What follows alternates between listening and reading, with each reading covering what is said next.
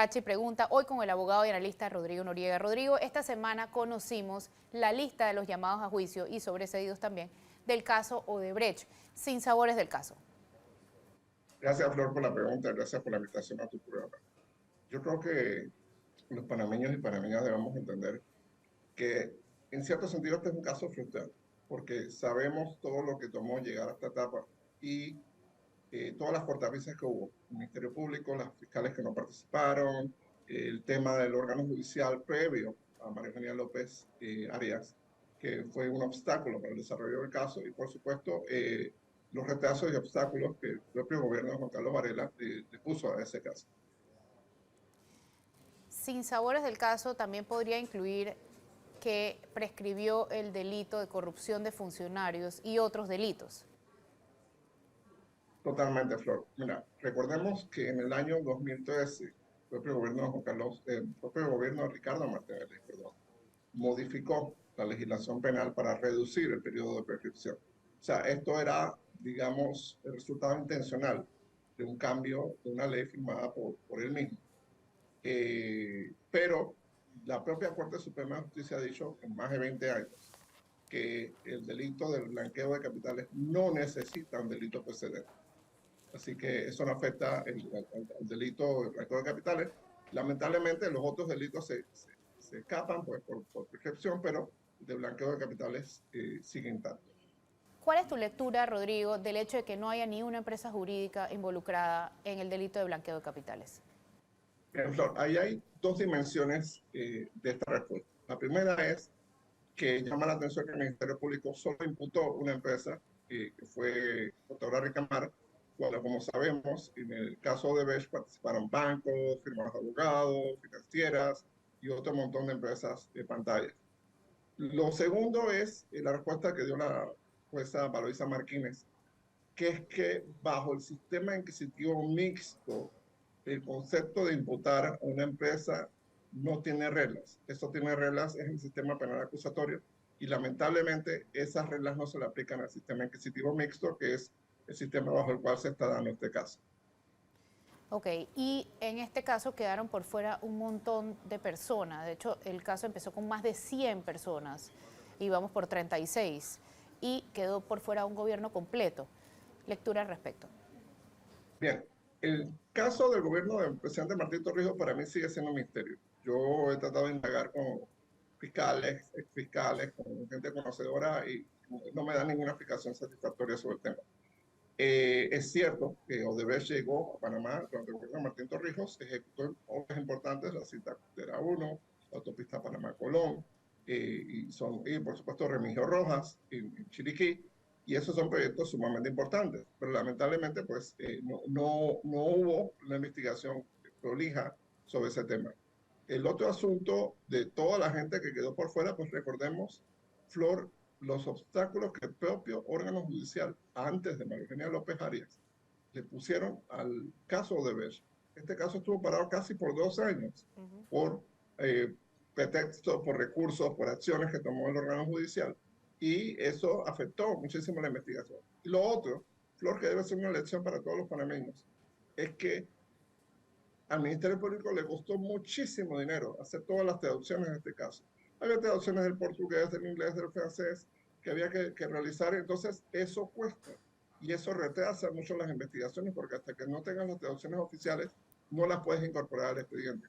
Entonces tenemos que tener eso como una lección de que en los casos de alto perfil van a necesitar fondos sustanciales para poder hacer la trazabilidad del dinero, para poder hacer las traducciones, para poder hacer las investigaciones. Y eso en Panamá no estaba tomado en cuenta. Bueno, ahí hubo un gasto enorme de dinero y también un retraso de tiempo. Hablando del retraso del tiempo, tampoco colaboramos a la hora que tenemos que colaborar con Brasil. Eso fue con Kenia Porcel. Totalmente de acuerdo, Flor. Al principio de la investigación, 2015 al 2017, Panamá prácticamente no colaboró en nada con esto. Recordemos que fue cuando Estados Unidos llegó al acuerdo aquel con Odebrecht el 21 de diciembre del 2016, que en Panamá se reabre el caso que había iniciado Alvin Guido en septiembre del 2015. Así que realmente esos 2 primeros años de la administración de Kenia Porcel y del gobierno de Juan Carlos Varela, pues no se hizo ninguna investigación real sobre este tema. Hay una mora judicial enorme y la audiencia de este caso se ha puesto para agosto del 2023.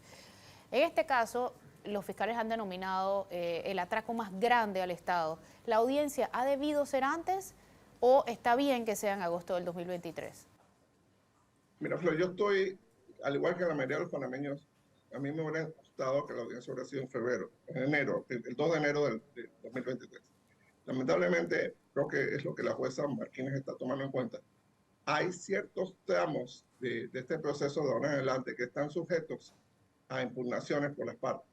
Por ejemplo, los sobrecimientos pueden ser apelados y tengo entendido que el Ministerio Público está considerando hacer algunas apelaciones.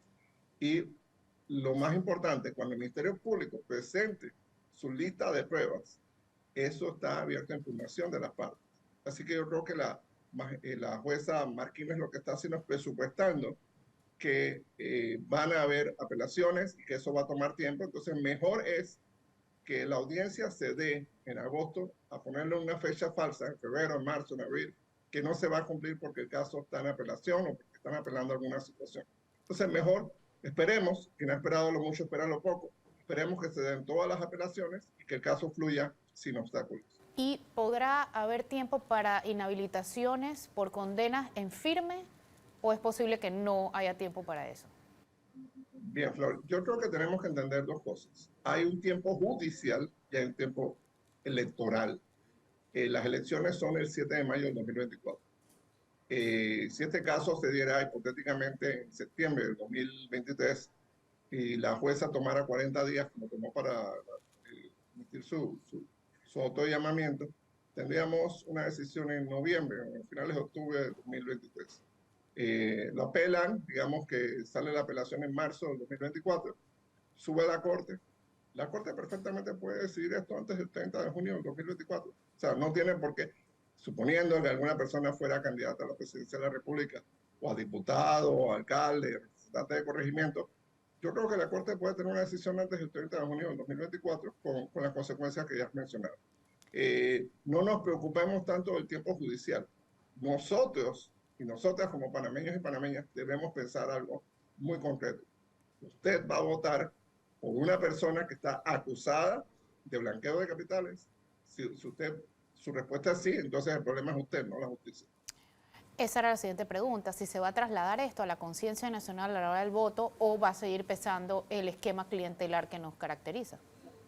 Flor, yo creo que el órgano judicial hizo una medida importante, que fue darle transparencia a este proceso. Ojalá lo hubieran hecho con todos los procesos de alto perfil. Al transmitir por las redes sociales el proceso, la gente, el pueblo llano, a mí me llamó sorprendentemente la opinión, esta situación, que el pueblo llano vio la audiencia, no totalmente, por supuesto, pero sí partes importantes de la audiencia. Eso le dio mucha transparencia y le dio mucha legitimidad al proceso. La gente está asimilando la situación. Esto no es persecución política, ni como dijo el expresidente Martinelli, ni mucho menos como dijo el expresidente Varela.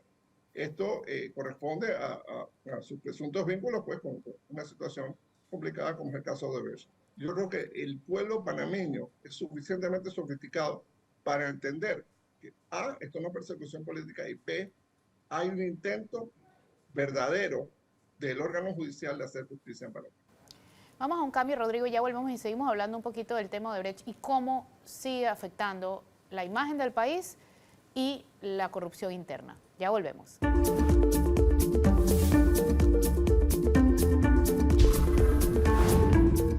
Ya de vuelta en Flor Mizrachi pregunta hoy con el abogado y analista Rodrigo Noriega. Rodrigo, en el bloque anterior hablábamos de los casos de Odebrecht. Hay otros casos de Odebrecht. Me gustaría ampliar un poquito eso, por favor. Sí, gracias, Flor, por la pregunta. Mira, el caso que está actualmente de moda es el caso Odebrecht que yo denomino el grande. Este es el caso que surge en el 2017 de las divulgaciones que supo el Departamento de Justicia y las investigaciones que hizo Panamá, el viaje de Zuleika Moore, a Brasil y todas estas situaciones. Hay otro caso que se llama Odebrecht Suiza, que es por una plata que nos dio Suiza los hermanos Ricardo Alberto y Luis Enrique Martínez Linares. Eso eran creo que 22 millones de dólares por lo que el gobierno suizo identificó como un posible pago de coimas por Odebrecht. Ese caso también está vivo. Hay un tercer caso de Odebrecht, que es el caso que se llama patrimonio histórico. Esto tiene que ver con Odebrecht y otras empresas FCC, por ejemplo, se pusieron de acuerdo en el reparto de obras en la ciudad de Panamá. La reparación de Panamá Viejo, el tema, por ejemplo, de los pasos elevados sobre calle 50, la Sísmica, Ricardo Alfaro, etc. Entonces, ese caso también está avanzando.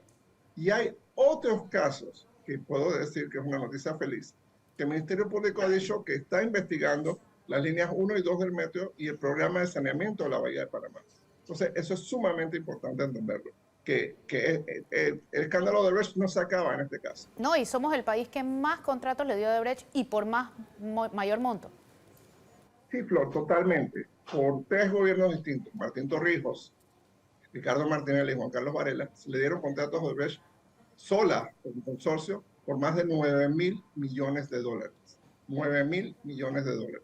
O sea, y la mayoría, Flor, lamentablemente, como deuda. O sea, que parte de nuestra deuda externa, pesadísima deuda externa, fue para pagarle coimas a Odebrecht. ¿Y el esquema de Odebrecht se sigue dando con otras empresas? Por supuesto que sí, Flor, se dio con FCC. Recordemos el caso de Blue Apple, recordemos el caso de New Business. Quiere decir que eso está andando, quiere decir que eso sigue andando, que esa estructura, lamentablemente las leyes que la facilitaron, la ley de contratación pública, por ejemplo, siguen vigentes como antes. O sea, no ha habido ningún cambio significativo que prevenga eso. Cambiando un poquito de tema, aunque ni tanto, hablando de justicia, la nueva magistrada de la Corte Suprema de Justicia, Ariadne García, por un lado ella sale de la carrera judicial, lo cual da un poco de tranquilidad y es lo que estábamos buscando. Por otro lado, la ratifican express en la Asamblea. Y por otro lado, en el Pacto de Estado por la Justicia, donde hay 12 apoyos, ella recibió solamente 2 y no fue mejor evaluada que otros candidatos en cuanto a ética, por ejemplo, y en carácter. Un nombramiento como este, ¿hará la diferencia en la Corte para positivo o no? Mira, Flor, yo creo que hay un malentendido dentro de la propia Corte y dentro de la opinión pública sobre el tema de cómo funciona la Corte. Actualmente hay una mayoría de 6, los 5 designados por el presidente Cortizo y el magistrado Olmedo Arroyo, entendámoslo. Y hay una minoría de 3, el magistrado Yupado, el magistrado Cecilio Sedalice y el magistrado Ángela Cruz. Agregar una persona más sustancialmente no te cambia eso. Es que la sala penal entonces queda totalmente cambiada. Bueno, qué bueno. Había cierto temor de que designaran a Armando Fuentes. Bueno, esa nueva designación que a todas luces a mí me parece que era inconstitucional. Igual que la de Gualesca Ornechea. Claro, igualmente que la de Gualesca. Entonces, pero me parece primero una responsabilidad de los miembros estatales y del Colegio Nacional de Abogados, miembros estatales y del colegio, del Pacto de Estado de la Justicia, que los apoyaron sabiendo que no podían ser magistrados. Y segundo, que la propia Corte le tenga miedo a esos nombramientos porque la Corte tenía la herramienta, Flor, para detener esos nombramientos, que era simplemente declararlos inconstitucionales. Correcto. Decirle al Ejecutivo, para ahí un momento, tú me vas a nombrar gente que por Constitución no pueden ser miembros de la Corte. Y ahí hubieran cambiado el debate. Que si Ayuplado se queda unos meses más, bueno, yo creo que con la mayoría que hay en la Corte, eso no era significativo. Segundo, el tema de cómo fue designada Ariadne García es preocupante. Primero, rompe con la institucionalidad del Pacto de Estado por la Justicia. Había muy buenas candidatas, muy buenas magistradas de carrera judicial en la lista aprobada por el Pacto. Las desechaste, las descartaste todas y sacaste en el fondo de la lista. Del fondo de la lista grande, no de la lista chica. Segundo, intercambiaste ese nombramiento por un nombramiento terrible en el Tribunal Electoral. Y eso no tiene nombre. La Corte sacrificó la democracia por su comodidad. Yo creo que ojalá esa apuesta no salga tan mala como pensamos los panameños. Hablando del nombramiento del Tribunal Electoral y hablando del Tribunal Electoral per se, ¿se solucionaron los problemas de recolección de firmas con la suspensión del app, tomando en cuenta que la auditoría la hace el Tribunal Electoral y ellos también hacen el app? Flor, eso huele a conflictos de interés. El Tribunal Electoral aprueba la app, se la vende a los activistas y luego la audita y luego ellos mismos la aprueban la auditoría. Eso no es coche en ninguna parte del mundo. Yo creo que el problema fundamental de la recolección de firmas de los independientes es que las reglas que existen castigan a los independientes.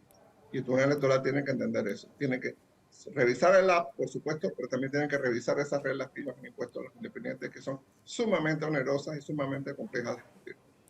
Y en cuanto a las firmas del Tribunal Electoral, ¿deben los ciudadanos inscritos en los partidos poder firmarle a los candidatos de libre postulación o su cuota de democracia ciudadana y de participación electoral ya la tienen pudiendo participar en las primarias de sus partidos?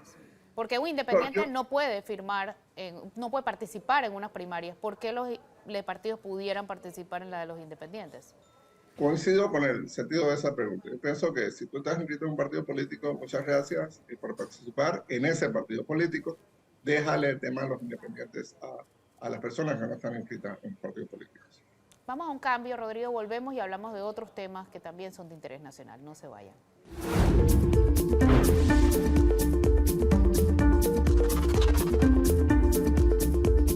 Ya de vuelta en Flor Misrachi, pregunta hoy con el analista y abogado Rodrigo Noriega. Rodrigo, el IFARU, los auxilios económicos, en teoría, se entregan a personas necesitadas económicamente o por excelencia.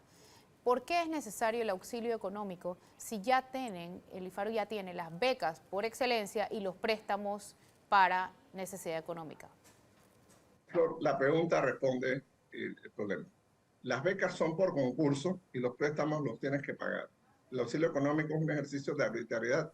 Está justificado, ojo, en ciertos casos. Por ejemplo, hace unos años hubo un caso de los chicos becados por Senacit en Europa.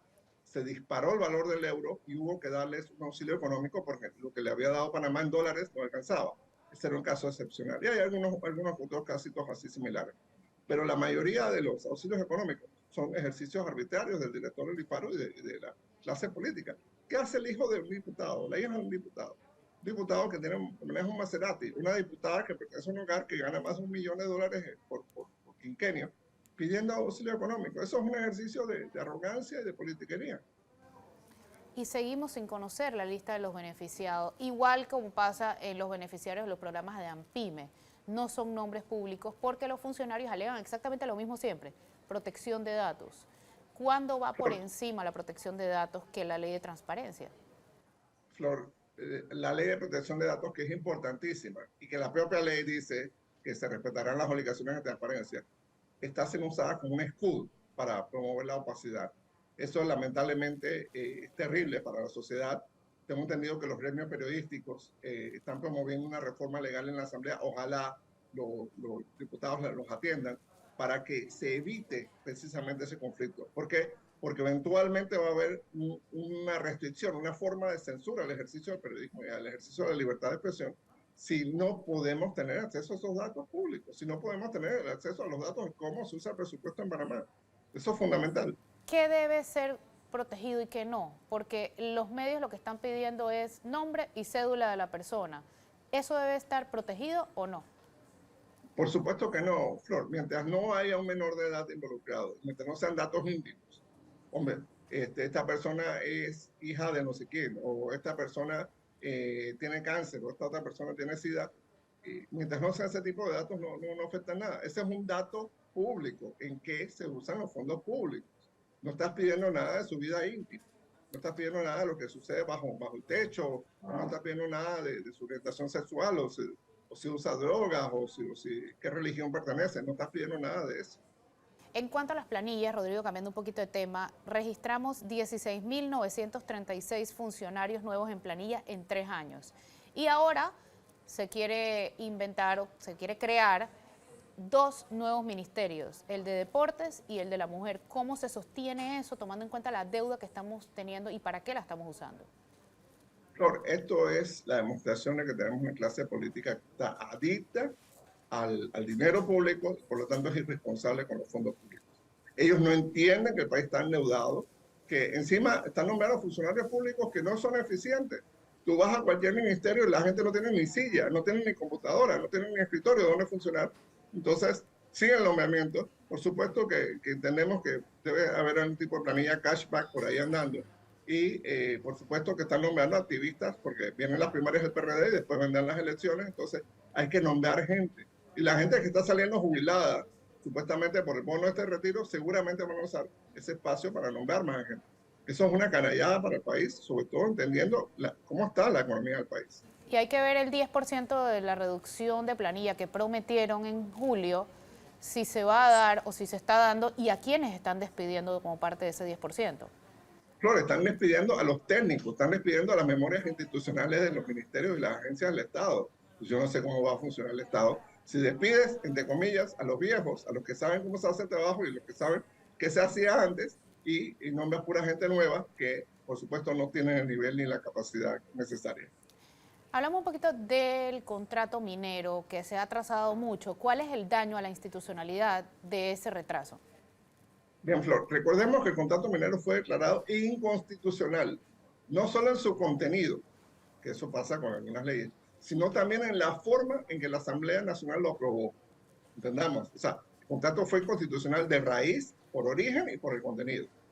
Eso sucedió hace casi 5 años y hemos operado 5 años con un contrato, digamos un contrato brujo, una acción ilegal. La empresa sigue actuando como si tuviera contrato y paga 2% al año, y el gobierno, los gobiernos, el gobierno de Juan Carlos Varela y el gobierno del presidente Laurentino Cortizo, siguen recibiendo esos fondos y actuando como si aquí no pasa nada.